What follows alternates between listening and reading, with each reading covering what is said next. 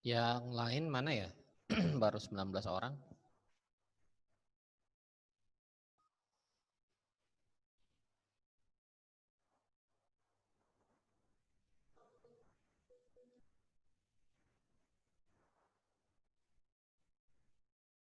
Halo, halo.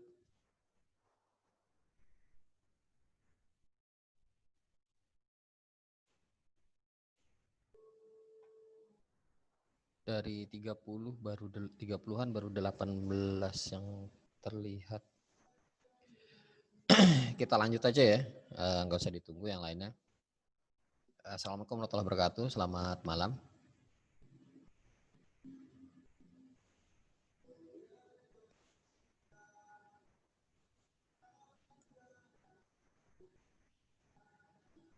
Sebentar saya cek dulu, kayaknya ada bermasalah dengan audio saya.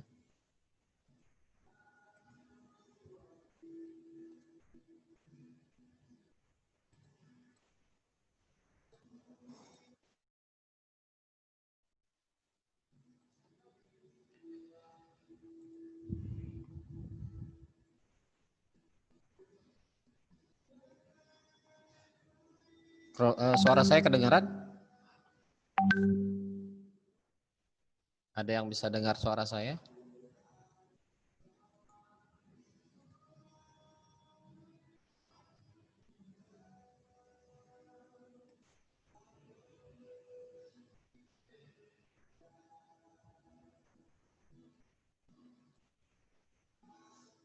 Oke.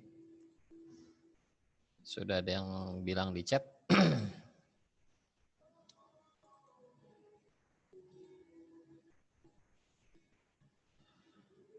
Kemarin kita sudah sampai di intrusion ya.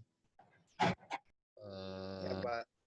Tipe-tipenya intrusion juga sudah. Kita lanjut dengan kemarin udah sampai sini juga. Kita lanjut ke ID. Ini udah juga, udah belum ya? Kayaknya sudah deh. Baik.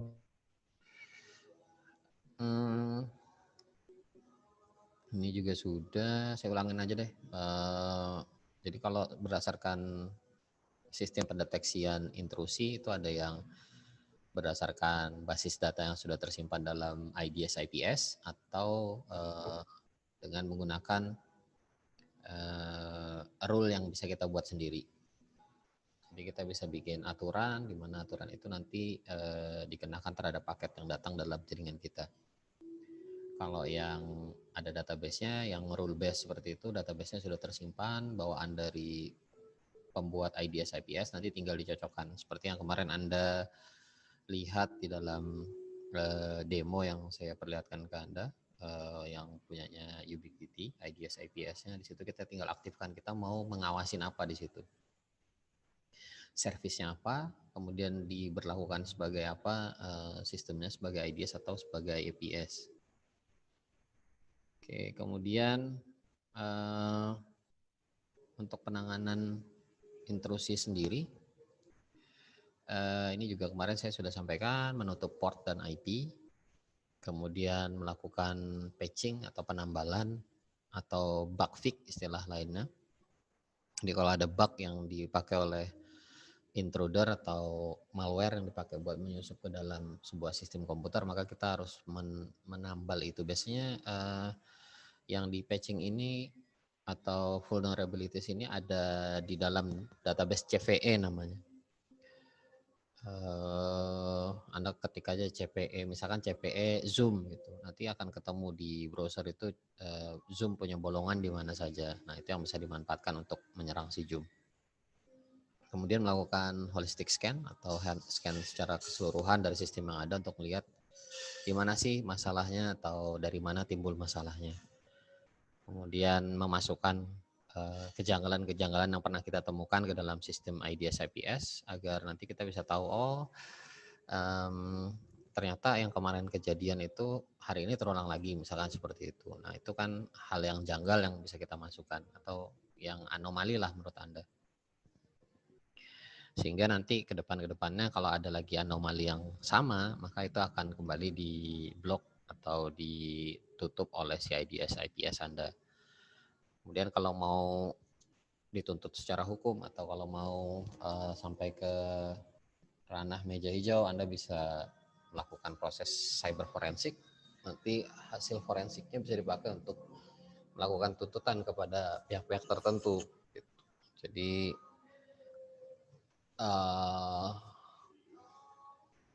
yang melakukan serangan terhadap sistem Anda itu bisa di meja hijau kan. Nah, dengan cara apa ya? Dengan cara melakukan adanya forensik terhadap sistem Anda.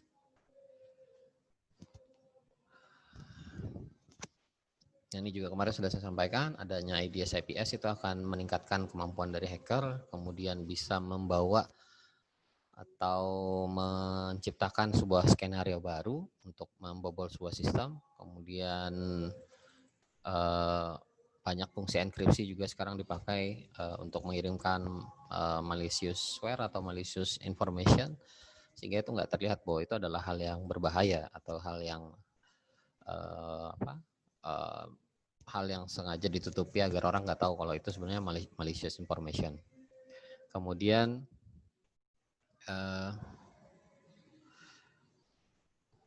adanya IPS yang terhubung dengan multi operating system itu juga menyebabkan multi juga ancamannya. Jadi multi threat ya, karena IDS IPS ini bisa jadi di belakangnya sistem operasi yang dia lindungi di klien atau di server yang ada di belakang IDS IPS itu banyak.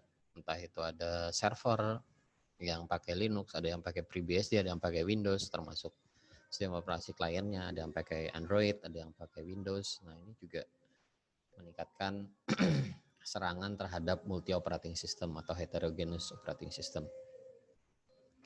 Yang berikutnya traffic yang harus dianalisa menjadi naik, ya pastilah ini karena tiap hari traffic naik kan. Dari anggap aja dulu Anda punya ponsel mulai dari zaman 2G misalkan, atau zaman Nokia masih 3310, mungkin nggak tahu Anda sudah lahir atau belum. Kemudian naik jadi ponsel yang 2G, kemudian naik lagi ponsel yang 3G, sampai sekarang ada ponsel sudah mulai banyak yang 5G, yang 1 gigabit per second bisa dicapai dengan 5G dengan mudahnya ya. Nah, ini tentu akan meningkatkan jumlah traffic atau jumlah paket data yang harus dianalisa oleh IDS IPS. Dampak dari penggunaan IPS IDS terhadap jaringan komputer atau sistem Anda, yang pertama pastinya bisa jadi dia akan ngeblok beberapa website yang dianggap itu melakukan serangan atau melakukan hal-hal yang dianggap oleh IDS IPS itu sebagai intrusi atau sebagai penyusupan ke dalam sistem Anda. Jadi dia akan ngeblok IP tertentu atau satu blok IP sehingga Anda nggak bisa akses ke website yang kebetulan dalam blok IP yang sama. Kemudian tadi kan kita sudah bicara bahwa jaringan komputer itu semakin hari semakin cepat. Yang Anda tadi gunakan di dalam jaringan mobile dari 2G sampai dengan sekarang ada 5G, sehingga kecepatan jaringan komputer ini semakin susah untuk dideteksi lah, karena kecepatan serangannya juga menjadi lebih cepat. Apalagi dalam sistem yang sifatnya real time. Contohnya real time apa? Contohnya real time seperti Zoom kita ini adalah real time. Kemudian ketergantungan dengan IDS IPS, nah ini juga pasti akan meningkatkan biaya. Kemudian jumlah false positif dan false negatif ini juga pastinya akan makin meningkat. Kalau misalkan jumlah paket data yang harus dianalisa itu banyak. Dan yang terakhir, karena jumlahnya semakin besar paket datanya, juga semakin cepat networknya, akhirnya juga waktu yang diperlukan buat mengevaluasi sistem jadi lebih lama. Itu hal yang berbanding lurus lah ibaratnya. Mau cepat, mau banyak data yang bisa di-download, ya akhirnya juga waktu yang dipakai buat evaluasi itu pasti akan lebih banyak. Oke, IDS bisa dianggap sebagai sekumpulan metode dan tools di dalamnya sebenarnya. Jadi kalau Anda kemarin lihat demonya IDS itu ya itu sebenarnya bisa jadi isinya macam-macam di dalamnya ya, bukan cuma satu tools aja, bukan cuma satu metode aja. Jadi mulai dari filtrasi, mungkin bisa dilakukan oleh firewall, kemudian dia bisa juga melakukan pengecekan port mana yang bolong, probe gitu modelnya. Nanti dia akan melakukan proses normalisasi traffic misalkan dengan QoS atau dengan yang sejenisnya. Atau dia ngasih log atau ngasih peringatan. Jadi banyak sekali di dalam IPS ini metode ataupun tools yang bisa dimanfaatkan. Bisa jadi malah IDS itu kita buat sendiri.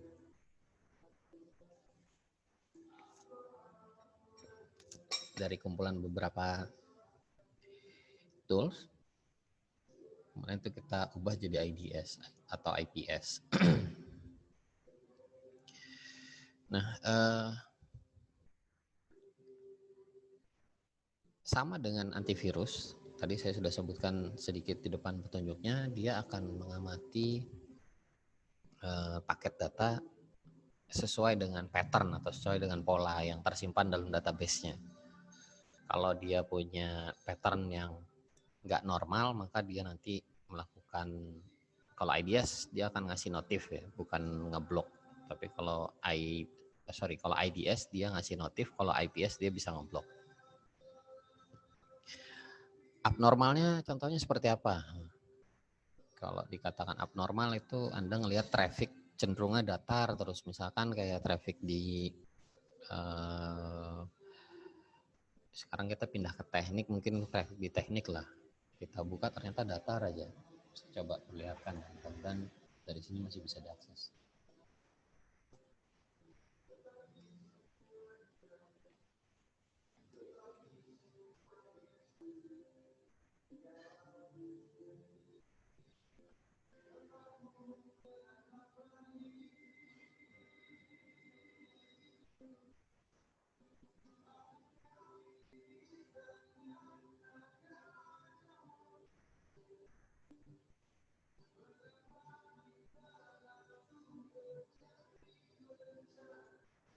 Oke, nah ini Anda bisa lihat traffic kita di teknik ya.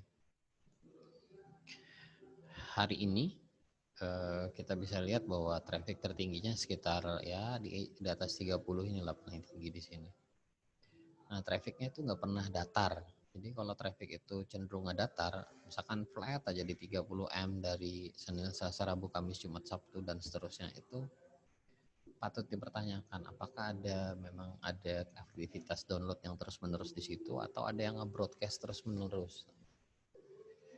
Atau nggak ada traffic sama sekali. Ini benar-benar datar sama sekali tapi di bawah gitu. Itu juga nggak normal. Nah, itu bisa dicek masalahnya ada di mana. Jadi kalau Anda perhatikan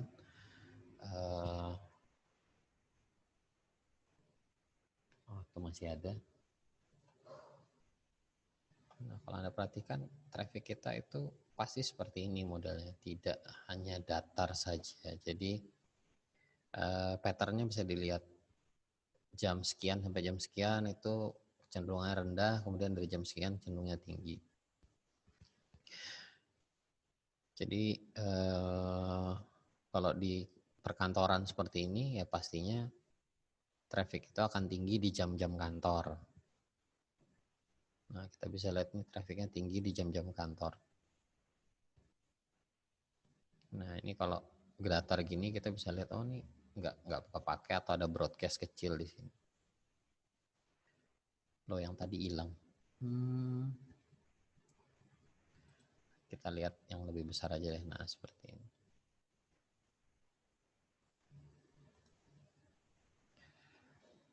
Nah, kalau ada yang sisi yang bolong seperti ini berarti ada down tadi. Tadi memang ada down tadi siang menjelang sore itu ada down di Unmul. Ini traffic hariannya Anda bisa lihat di situ polanya udah kelihatan. Nah, kalau ada traffic yang tidak sesuai dengan pola ini, maka itu disebutnya ya abnormal tadi.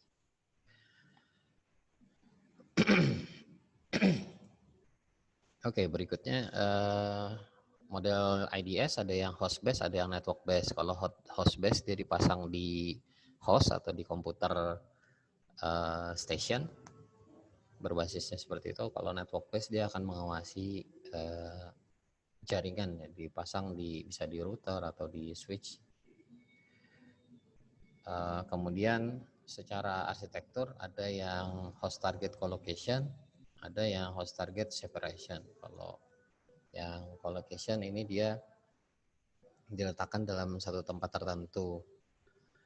Kalau yang separation dia dibagi-bagi atau istilahnya apa, didistribusikan lah. Nanti ada kok gambarnya setelah ini. Kemudian objektifnya buat apa? Buat respon atau buat responsibility? Buat memberikan respon atau buat pertanggungjawaban. Nah, kalau yang seperti ini kan buat pertanggungjawaban sebenarnya. Tidak dipakai buat melakukan respon, buat melakukan tindakan. Yang dipakai buat melakukan tindakan itu biasanya dalam bentuk log. Jadi kalau ada log yang warnanya merah atau ada notif, nah itu baru kita respon. Berikutnya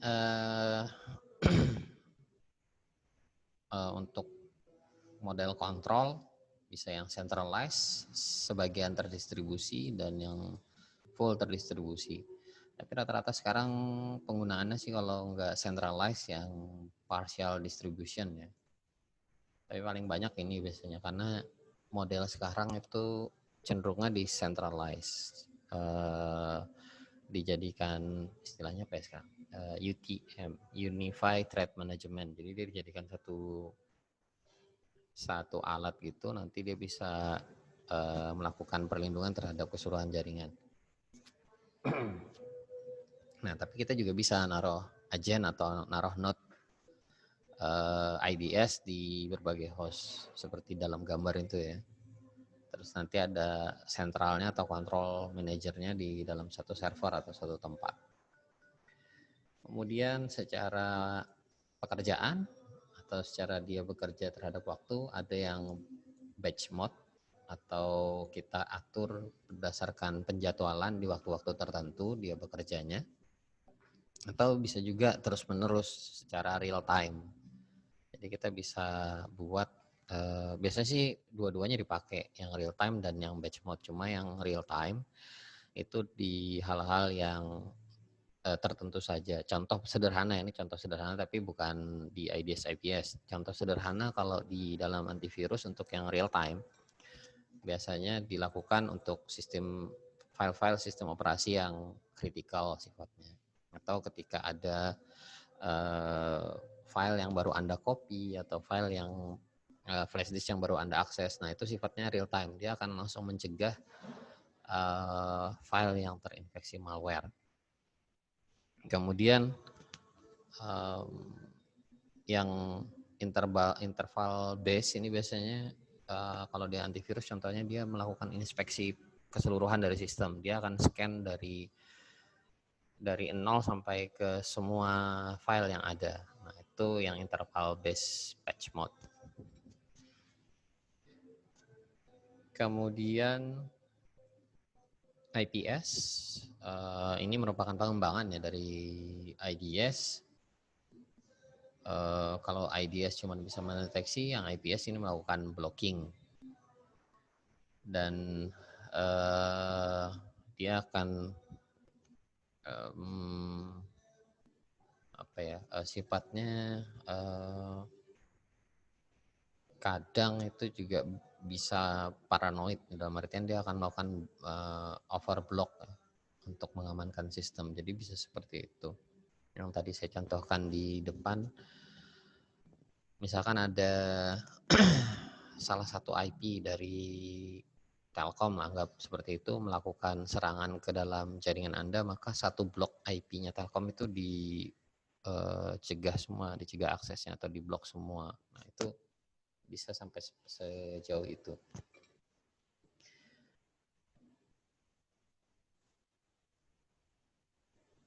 Ada 4 tahapan yang dilakukan oleh IPS. Yang pertama dia melakukan pre-process, Di mana pre-process ini bisa jadi juga campur tangan kita ya. Kita bisa ngasih rule atau bisa ngasih aturan ke dalam APS-nya. Jadi mungkin ada beberapa yang tidak ada dalam database-nya, itu yang harus kita tambahkan atau belum update. Biasanya kalau ada model serangan baru, model serangan baru, misalkan kapan itu ada kasus waktu pilkada, saya lupa 2 tahun yang lalu kayaknya, pilkada gubernur, itu beberapa situs Pemda di take down oleh hacker, sifatnya menyerang real time protokol, NTP, network time protocol. Nah, network time protocol ini kebanyakan free, dia masuk ke jaringan bebas, akses keluar masuk. Nah, itu yang diserang. Sedangkan di Mikrotik sendiri biasanya dia dapat jam itu dari NTP, dari network time protocol. Nah, ini yang akhirnya perlu ditangani secara manual ya. Rule-nya dimasukkan secara manual biar tidak terjadi serangan berikutnya. Baru kemudian ditambal. Nah, setelah dimasukkan rule tadi atau ada dalam database atau diaktifkan, berikutnya si IPS akan melakukan proses analisa terhadap paket-paket data yang masuk ke dalam jaringan.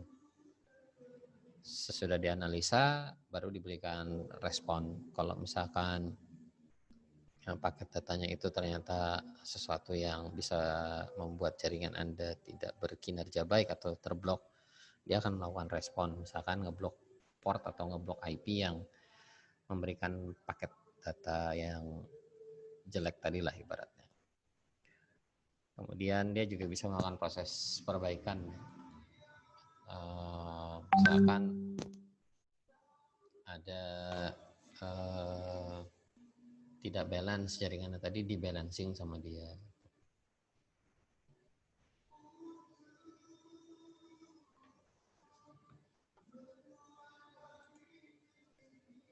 Nah, tadi saya sebutkan bahwa kita bisa membalancing dari traffic yang ada. Salah satunya adalah prosesnya menormalisasikan traffic yang ada.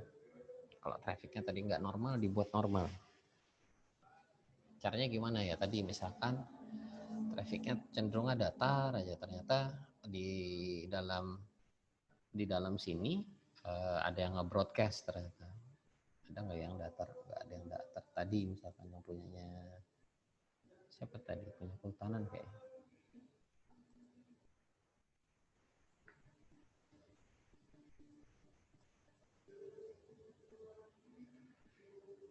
Nah, misalkan ini datar aja. Ini kan agak aneh gitu. Bisa jadi ini ya trafficnya normal sih, sebenarnya masih normal karena cuma 1,4 kilo. Jadi nggak terlalu bermasalah yang ini sebenarnya. Tapi kalau ini 1 giga misalkan, cenderung datar seperti ini, harus dicari masalahnya di mana. Nah, nanti di situ dinormalisasi trafficnya. Traffic yang normalnya seperti apa ya? Seperti yang tadi. Contohnya normal yang seperti ini. Nah, model normalnya kayak gini lah kira-kira. Ups, sebentar.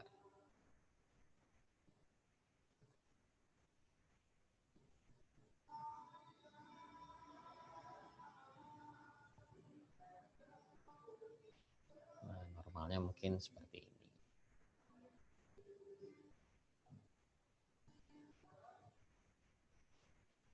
Kemudian scanner service, ya tentu saja tadi di depan juga sudah saya sampaikan ada proses probing atau proses melakukan scan ke port atau ke protokol atau ke IP tertentu. Sifatnya scanning ini bisa insidensial atau batch proses tadi, atau bisa real time. Kemudian detection engine, ya ini tadi ada database-nya yang dipakai buat mencocokkan pola, dipakai buat menyimpan rule atau filter, nanti dicocokkan berdasarkan filter atau rule-nya. Shaper ini sebenarnya juga bagian yang di atas ya, sama dengan ini sebenarnya. Shaper ini tukang potong traffic yang berlebihan dipotong, di shaping. Ya sebenarnya sama dengan yang di atas model. Cuma yang di bawah ini jauh lebih kasar lah, lebih kejam dibanding yang di atas. Kalau yang di atas ini dia cuma membalancing biasanya sih sifatnya.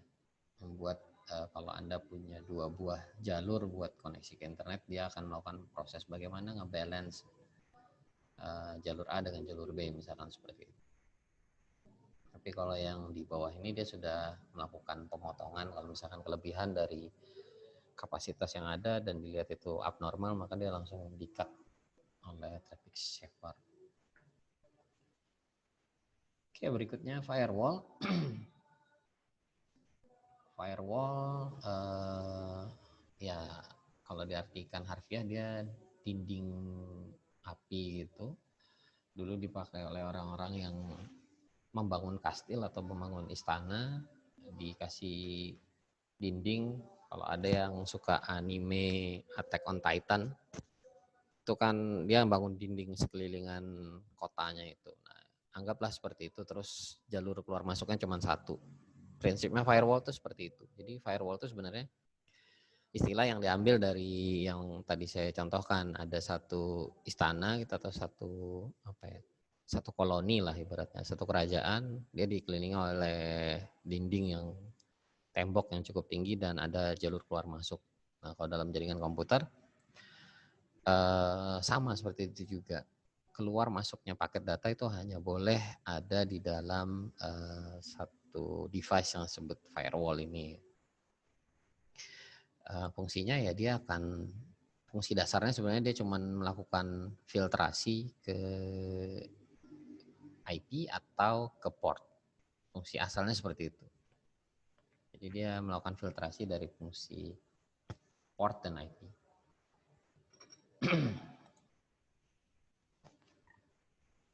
Nah, kalau kita andaikan IPS, IDS, dan firewall ini, maka tadi saya sudah sampaikan, firewall itu mirip dengan tembok yang mengelilingi sebuah kerajaan. Maka IDS itu adalah sensornya, termasuk CCTV di situ atau security camera. Itu adalah IDS-nya. Jadi kalau ada yang mau masuk, sensornya nyala atau security kameranya akan ngasih alert ke satpam. Nah, satpamnya siapa? Satpamnya adalah IPS. Jadi satpam, anjing penjaga itulah adalah IPS. Jadi IPS diandaikan sebagai satpam atau anjing penjaga, IDS itu adalah sensor dan kamera CCTV atau IP cam, sedangkan firewall itu adalah tembok yang mengelilingi jaringan Anda.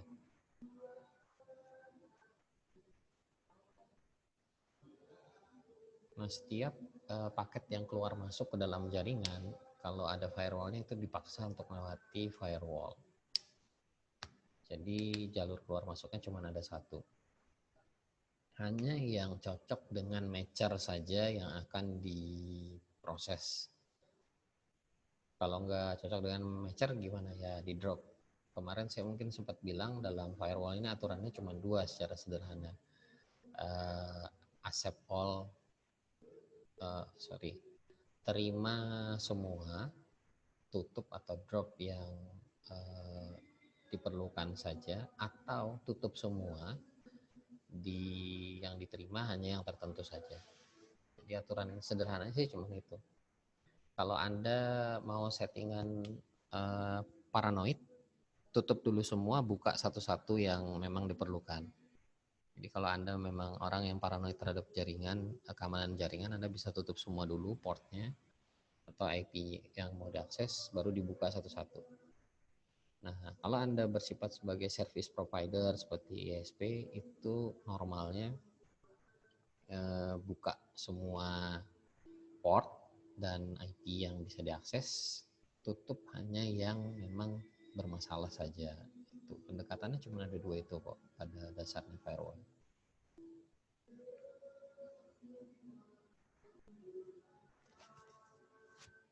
Saya ingin lihatkan firewall.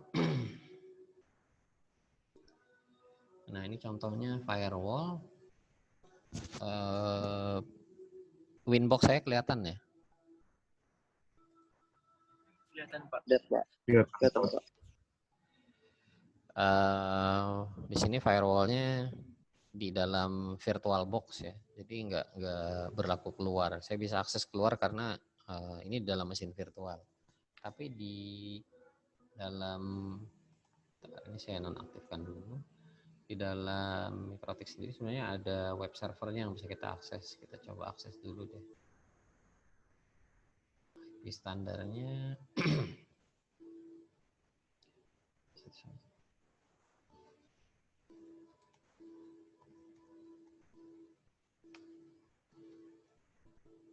174, sorry.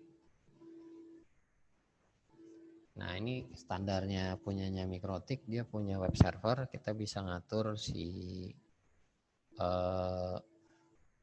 Mikrotiknya lewat sini, lewat web servernya ini.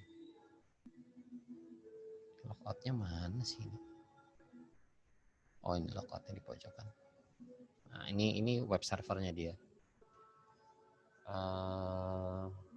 Connect-nya nggak pakai HTTPS kayaknya. Oke, nggak pakai HTTPS. Saya ingin ngasih contoh, kita mau ngeblok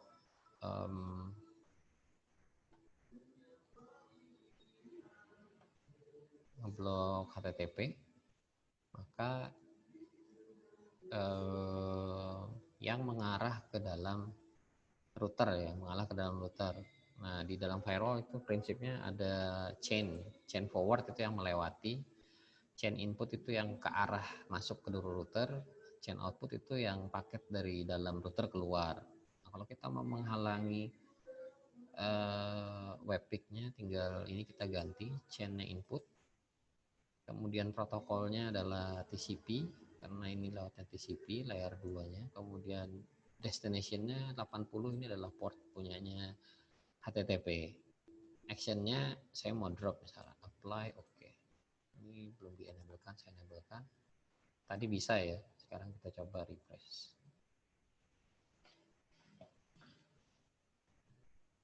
Kita buka baru aja, contohnya saya mau lihat grade-nya bisa nggak. Ini masih progress ya. Kita tunggu aja sampai time out. Kayaknya saya time outnya agak lama soalnya.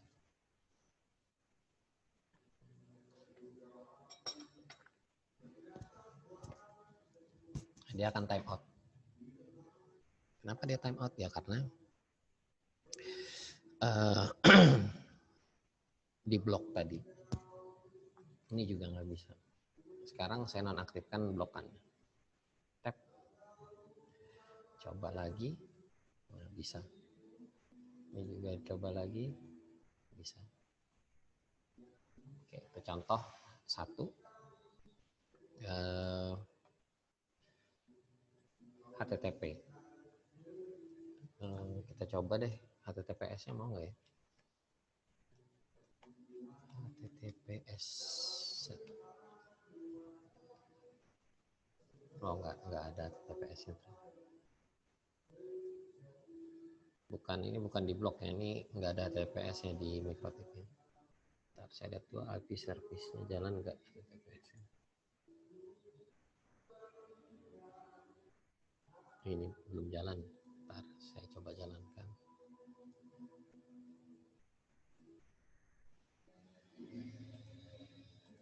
Nggak mau diakses.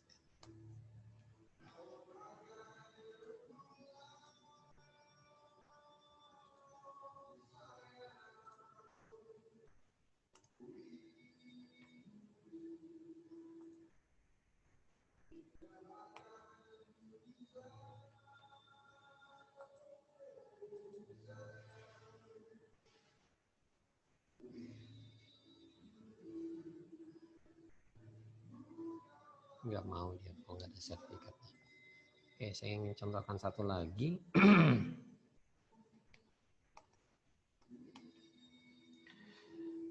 Ping 192.168.174. Ini bisa ngeping ya ke router board yang ada di sini di dalam mesin virtualnya.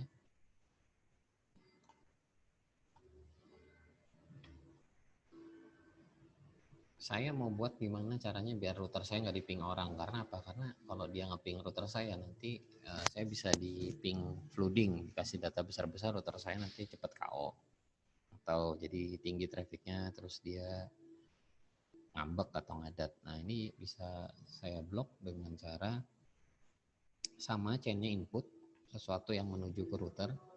Protokolnya kalau ping berarti dia pakainya ICMP. Actionnya jadi yang diblok adalah protokolnya ini. Actionnya adalah drop fly. Oke, coba kita cek. Tuh nggak mau dia.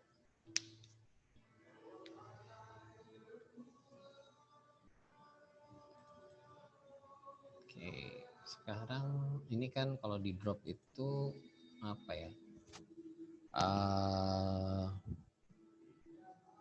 Ditolak tapi digantung, nggak dikasih kabar. Jadi kalau ibaratnya ada dua orang, ya ada pasangan gitu, ketika ditolak itu bukan ditolak sih, maksudnya digantung ya, ditolak tapi nggak dikasih statement. Misalkan yang satu ngelamar gitu, yang satunya tidak tiba-tiba menolak lamarannya, tapi didiamkan aja, itu drop. Kalau reject itu dikasih kabar seperti ini, kasih kata-kata lah. Nah ini tergantung sih, kadang sistem operasinya bisa jadi pesan ini nggak muncul ya, tapi kita coba aja contohnya host unreachable, apply, oke, kita coba lagi. Nah tuh ada kabarnya kan, host unreachable. Jadi bedanya antara drop dengan reject di situ ya. Kalau di drop itu tidak dikasih info sama sekali, reject itu Anda akan dikasih informasi, informasinya apa gitu.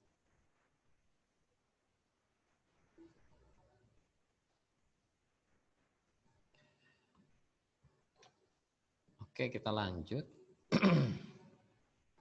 Ini tadi sudah saya contohkan beberapa HTTP, ICMP tadi kita juga bisa ngeblok FTP misalkan, ini kan ada FTP-nya. Contoh aja saya kasih di sini bisa sebenarnya FTP. Nah ini bisa admin passwordnya kosong. Oh nggak bisa ya, anonymous.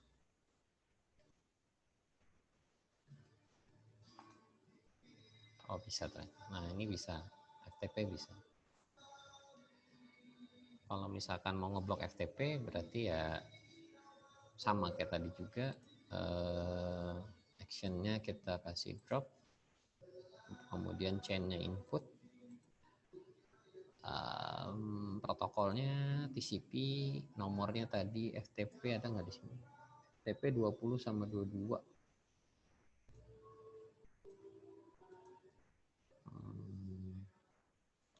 Sorry, 20 dan 21. Bisa nggak ya pakai koma? Mudah-mudahan bisa. Apply. Oh bisa. Oke. Kita coba lagi, mau nggak di FTP? Refresh. Udah mulai nggak mau tuh, lama deh.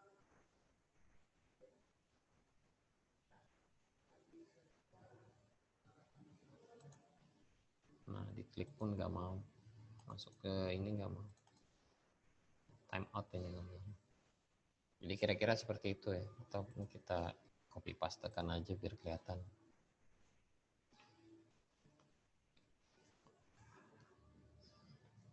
Sambil dilihat di situ saya nonaktifkan di sini, harusnya itu bisa kebuka ya.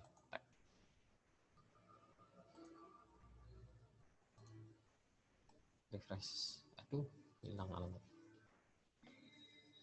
Nah bisa, kalau ada dikasih seperti ini dia bisa terima service FTP. Oke, kemudian lanjut firewall. Ada 4 teknik yang ada di dalamnya. Tadi mengontrol service. Service-nya apa? Tadi Anda bisa lihat bahwa setiap layanan kayak FTP, Telnet, SMTP, email dan yang lain-lain itu pasti ada port service-nya. Dan juga kalau dia berbasis di layer 3 pasti punya IP address. Nah, ini yang dikontrol. Kemudian berikutnya direction control. Direction tadi Anda udah lihat. Direction itu ditentukan dengan ini directionnya.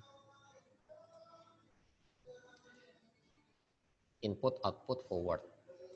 Ada lagi yang lain sebenarnya directionnya. Nah, ini juga punya, kalau kita mainan NAT ini, firewall NAT ini juga punya source NAT, destination NAT.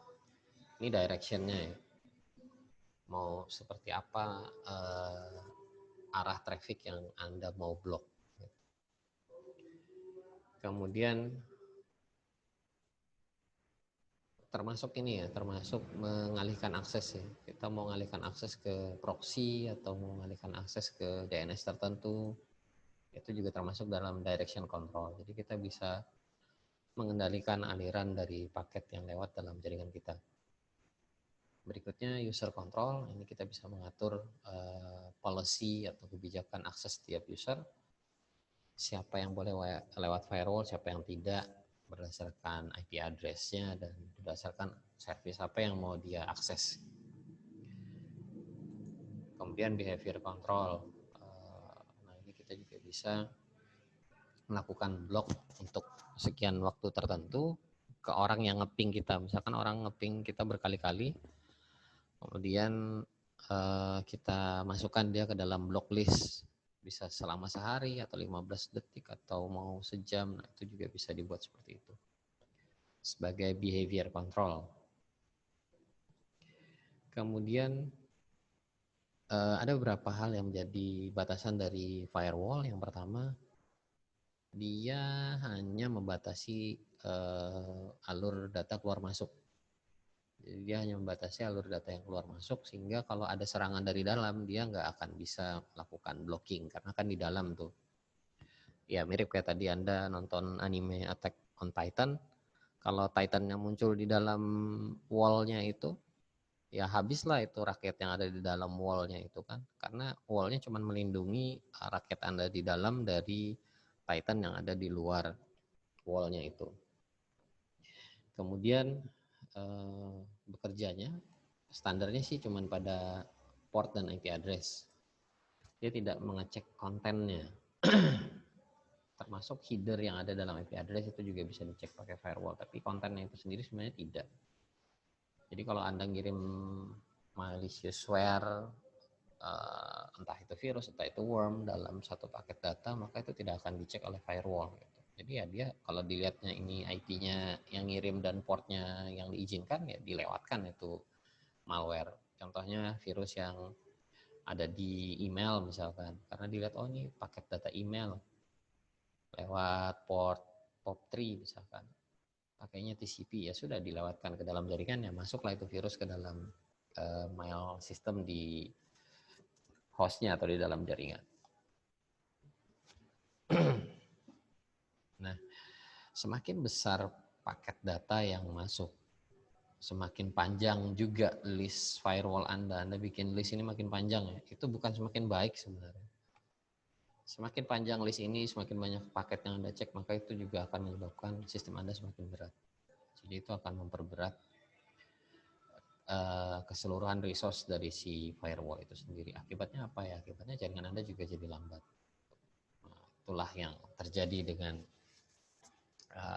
penggunaan firewall, di mana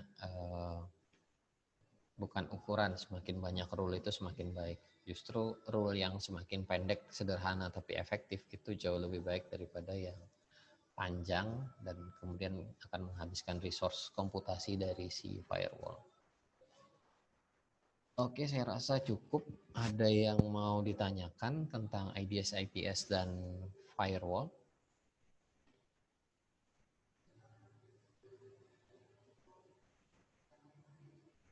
Ada yang mau tanya? Partisipan? Belum ada, Pak. Belum ada, Pak. Oke, kalau saya cukupkan sampai dengan sekian. Selamat malam. Assalamualaikum warahmatullahi wabarakatuh. Waalaikumsalam Warahmatullahi wabarakatuh.